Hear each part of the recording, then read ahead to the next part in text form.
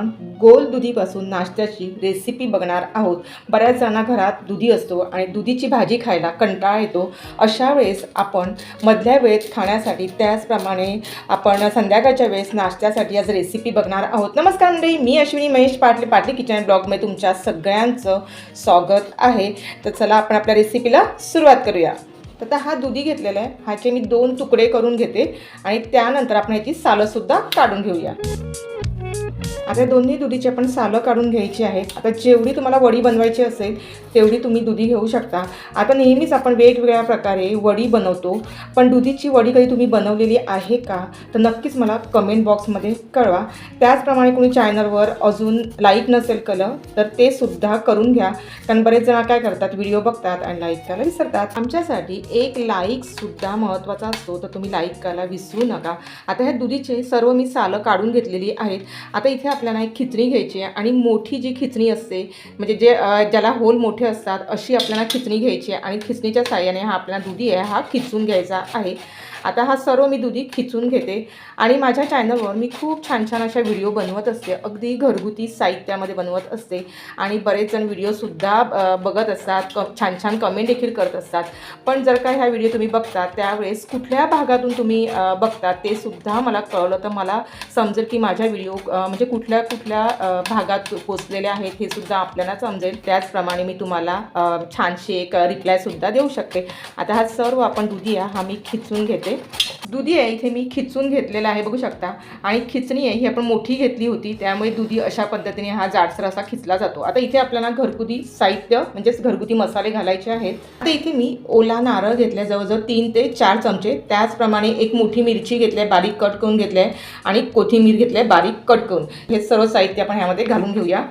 इथे मी अर्धा चमचा हळद घेतली आहे, जिरा पावडर घेतली आहे 1 टेबलस्पून, धना पावडर घेतली आहे 1 टेबलस्पून, जिरं घेतलं आहे 1 टेबलस्पून, गरम मसाला घेतला आहे 1 टेबलस्पून, हिरवं वाटण घेतलं आहे 1 चमचा।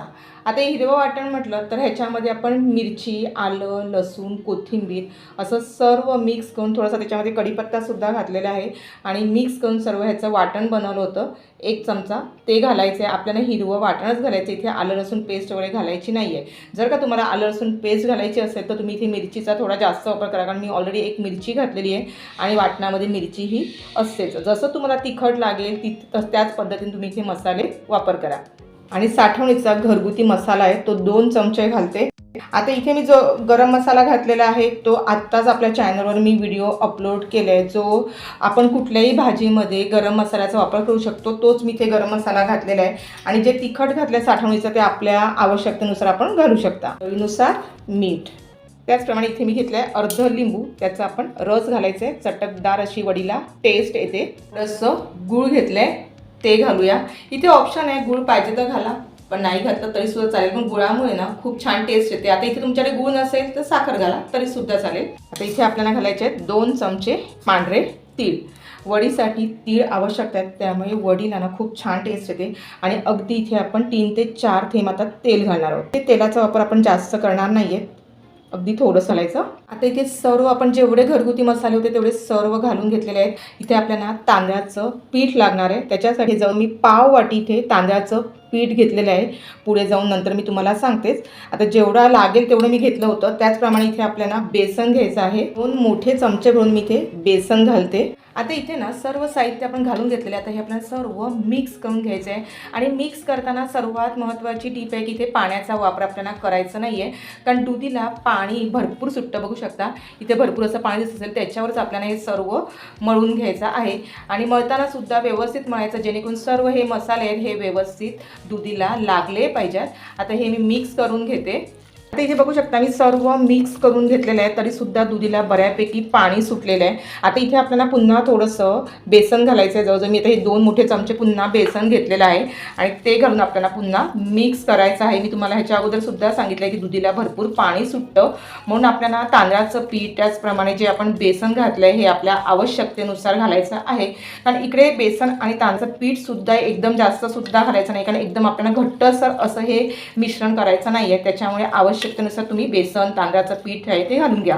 आता तांदळाचं पीठ घातल्यामुळे ना खमंग अशी वडी होते, त्याचप्रमाणे कुरकुरीत म्हणजे खुसखुशीत अशी वडी रेडी होते. म्हणून तांदळाचं पीठ आहे हे थोडं जास्त घालायचं आणि जेवढं तुम्ही तांदळाचं पीठ घेतलं ना त्याच्या निम्मे तुम्हाला बेसनचं पीठ घ्यायचं, असं प्रमाण घ्यायचं. आता हे सर्व बघू शकता एवढं मी मिक्स करून घेतलं. आता मिक्स केल्यानंतर इथे तुम्ही पुन्हा जर का तुम्हाला असं काही वाटलं मीठ कमी आहे किंवा मसाले कमी आहेत तर तुम्ही इथे पुन्हा तुमच्या आवश्यकतेनुसार इथे घालू शकता.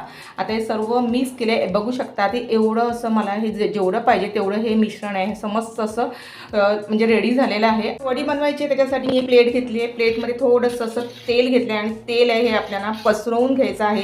सर्व कॉर्नरने सुद्धा पसरवून घ्यायचं. इथे मी हाताने सर्व पसरवून घेत आहे. आता हे सर्व प्लेटला मी तेल लावून घेतलं आणि जे आपण आता मिश्रण रेडी केलं होतं हे सर्व ह्या प्लेटमध्ये आपण घालून घ्यायचं आहे. मिश्रण घातल्यानंतर आपण ना हे प्लेटला व्यवस्थित पसरवून घ्यायचं आहे. अशा पद्धतीने असं कॉर्नरला पण सारखं करून घ्यायचं आणि थोडंसं आपण इथे टॅप करून घ्यायचं जेणेकरून हे व्यवस्थित पसरलं जातं. हे सर्व मिश्रण आहे हे मी ताटाला पसरवून घेतले आणि बघू शकता इथे दुधीच्या बिया सुद्धा दिसत आहेत. ह्या दुधीच्या बिया आहेत ना ह्या सर्व कोवळ्या आहेत म्हणून ह्या आपण सर्व घेतलेल्या आहेत. जर का तुम्हाला असं काही वाटलं की बिया एकदम झालेल्या असतील तर त्या बिया तुम्ही काढून टाका आणि फक्त दुधी घ्या खिसलेला तरी सुद्धा चालेल. आता ही वडी आहे ही आपल्याला उकळून घ्यायची आहे. आता ही वडी उकळण्यासाठी मी एक करंडा घेतलाय. करंड्यामध्ये पाणी घेतलेलं आहे. पाणी आहे आपण हे गरम करून घेतले. ह्याच्यामध्ये जाळी घातलेली आहे. त्यानंतर इथे आपल्याला ही प्लेट आहे ही ठेवून द्यायची आहे करंड्यामध्ये आणि ही वडी आहे आपल्याला मंद आचेवर एक जवळजवळ 25 ते 30 मिनिटांसाठी ही वडी आहे ही आपल्याला शिजवून घ्यायची आहे. शिजवून घेण्यासाठी इथे आपण करंड्याचं झाकण लावून घेऊया. आता ही वडी आहे ना ही मी 30 मिनिटांसाठी उकळून घेतली आणि त्यानंतर करंड्यातून बाहेर काढली आणि थंड करून घेतली आहे. आता थंड केल्यानंतर तुम्हाला ही वडी कशी शिजली हे सुद्धा माहिती पाहिजे. त्याकरता आपण एक चाकू घ्यायचा आणि ह्या वडीमध्ये घालायचा आणि बघू शकता ह्या चाकूला बॅटर येत नाही म्हणजे मस्त अशी वडी आहे ही शिजून रेडी आहे. आपण ना ही वडी शिजून झाल्यानंतर आपण करंड्यातून थोड्या बाहेर काढायची आणि त्यानंतरच आपल्याला ही पूर्ण थंड झाल्यानंतर हिचे वडीचे आपल्याला तुकडे कट करून घ्यायचे आहेत. आता पहिलं आपल्याला हे असं कॉर्नरने ही सोडवून घ्यायची आहे. बघू शकता अशी मी कॉर्नरने ही सोडून घेतली आणि त्यानंतर इथे आपण आता कट करून घेऊया.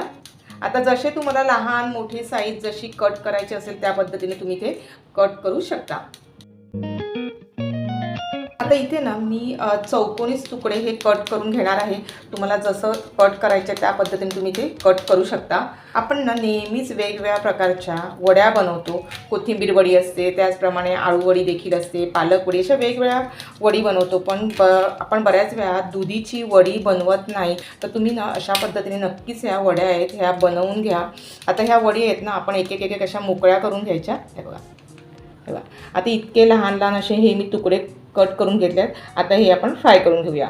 वडीचे तुकडे आहेत हे मी सोडवून घेतले आहेत. आता जेवढे आपल्याला नाश्त्यासाठी हे फ्राय करायचे तेवढेच आपण करून घ्यायचे आणि बाकीचे ना सर्व हे डब्यामध्ये भरून ठेवायचे आणि जेव्हा तुम्हाला हे संध्याकाळच्या वेळेस जेव्हा कामावरनं सगळे येतात त्यावेळेस तुम्ही अशा चहा आणि त्यासोबत अशी ही वडी आहे ही फ्राय करून द्यायची. एक नंबर अशी ही लागते. आता इथे तुम्ही बघू शकता इथे ना मी तीळसुद्धा घातलेले आहेत. पण हा व्हिडिओ आहे ना हा स्किप झाला माझ्यातला. ज्या वेळेस आपण हे मिश्रण आहे हे व्यवस्थित ताटाला पसरवून घेतलं आणि पसरवल्यानंतर हे वरून आपण अशा पद्धतीने हे तीळ घातलेले आहेत. त्यामुळे खमंग अशी ही वडीला टेस्ट येते म्हणून वरून तीळ नक्कीच घाला. वड्या आहेत आपल्याला फ्राय करून घ्यायचे. त्याच्यासाठी मी एक कढई घेतली. कढईमध्ये तेल घेतलं. तेल गरम करून घेतलेलं आहे. आता थोडंसं वडीचं पीठ आहे हे आपण टाकून घेऊया. म्हणजे तेल आपल्याला गरम झाल्याचं समजेल. बघू शकता अगदी आपण थोडंसं पीठ टाकलं हे लगेच वरती येतं आणि इतकं आपल्याला तेल आहे हे कडकडीत असं गरम पाहिजे आणि त्यानंतर ह्या वड्या आहेत आपण ह्या फ्राय करून घेणार आहोत. आता इथे कढईमध्ये जेवढ्या ह्या वड्या राहतील तेवढ्या आपण फ्राय करून घ्यायच्या आणि फ्राय करताना आपल्याला इथे मीडियम गॅस ठेवायचा आहे कारण ह्या खरपूस अशा ह्या आपल्याला वड्या आहेत ह्या फ्राय करून घ्यायच्या आहेत. तिथे मी 1-2 मिनिटांसाठी मीडियम गॅसवर ही वडी आहे आपण फ्राय करून घ्यायची आणि त्यानंतरच आपल्याला पलटी करायची. पलटी करायला सुद्धा आपल्याला घाई करायची नाही आहे. बघा आता इथे मी 2 मिनिटांसाठी ही व्यवस्थित फ्राय करून घेतली आणि त्यानंतर ही आपण पलटी करून घेऊया. वड्या आहेत बघू शकता, असं गोल्डन कलर येईपर्यंत आपल्याला 2 मिनिटं अशी मस्त असं फ्राय करून घ्यायची. त्यानंतरच आपल्याला ह्या पलटी करून घ्यायच्या आहेत. अगदी खरपूस अशी आपल्याला ही तळून घ्यायचे आहेत, जेणेकरून ह्या वड्या आहेत ह्या खूप छान तळल्या जातात आणि एकदम खुसखुशीत होतात. आता इथे ना सर्व ह्या वड्या आहेत ह्या मी फ्राय करून घेतलेल्या आहेत आणि गोल्डन कलर येईपर्यंत आपण ह्या फ्राय करून घ्यायच्या. जेणेकरून तुम्ही जर का अशा कमी फ्राय केला ना तर त्यामध्ये ना कच्च्या राहण्याची शक्यता असते. म्हणून हे सर्वात टीप महत्त्वाची की इतके आपल्याला मस्त असा कलर येईपर्यंत ह्या तळून घ्यायच्या. आता ह्या तळलेल्या ह्या वड्या आहेत ह्या आपण एका प्लेटमध्ये काढून घेऊ आणि बाकीच्या सुद्धा सर्व आपण तळून घेऊया. इथे मी आता दुसरी बॅचसुद्धा आपण ह्या वड्या आहेत ह्या फ्राय करून घेऊया. त्याचप्रमाणे वड्या तळणं हे सगळ्यात महत्त्वाचं आहे.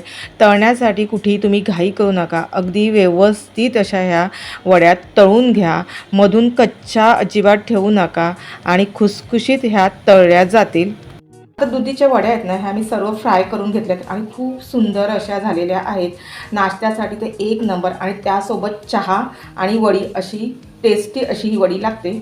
आणि बघा खूप सुंदर अशी ही दुधीची वडी आहे, ही रेडी झालेली आहे. नाश्त्याला सकाळच्या नाश्त्यासाठी सुद्धा तुम्ही म्हणजे आता ह्या वड्या आहेत ह्या बनवून ठेवायच्या आणि सकाळी नाश्त्यासाठी सुद्धा तुम्ही अशा तळून देऊ शकतात. हे जेवढ्या लागल्या ना तेवढ्या ह्या मी तळून घेतल्या आणि बाकीच्या सर्व मी ह्या डब्यामध्ये भरून ठेवणार आहे. बाकीच्या सर्व वड्या आहेत ह्या मी फ्रीजमध्ये ठेवून देणार आहे. जेव्हा मला लागेल तेव्हा मी ह्या तळून मुलांना देणार आहे. आता ह्या तुम्ही कशासोबत खाऊ शकता तर तुम्ही टॅमॅटो सॉससोबत सुद्धा खाऊ शकतात किंवा एखादी तुमच्याकडे चटणी वगैरे बऱ्याच जणांच्या चटण्या रेडी असतात त्याच्यासोबत खा तरीसुद्धा चालेल किंवा चहासोबत सुद्धा ही वडी खाऊ शकतात. इतकी सुंदर ही वडी लागते. एक वडी आहे मी तुम्हाला ही तोडून दाखवते आणि बघू शकता इथे मध्ये सुद्धा किती मस्त अशी शिजलेली आहे.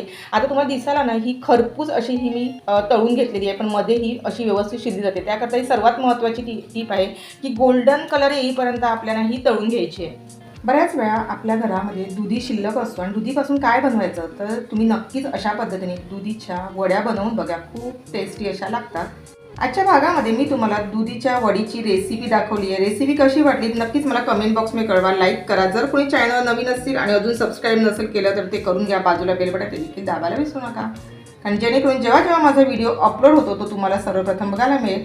आणि भरपूर मित्र मैत्रीण नातेवाईकांमध्ये शेअर करा जेणेकरून त्यांना सुद्धा दुधीच्या वड्या कशा बनवायच्या त्या माहिती मिळेल. अशाच भेटू एक छानशा व्हिडिओला. तोपर्यंत बाय बाय. स्वस्थ राहा, सुरक्षित राहा आणि खात राहा. धन्यवाद.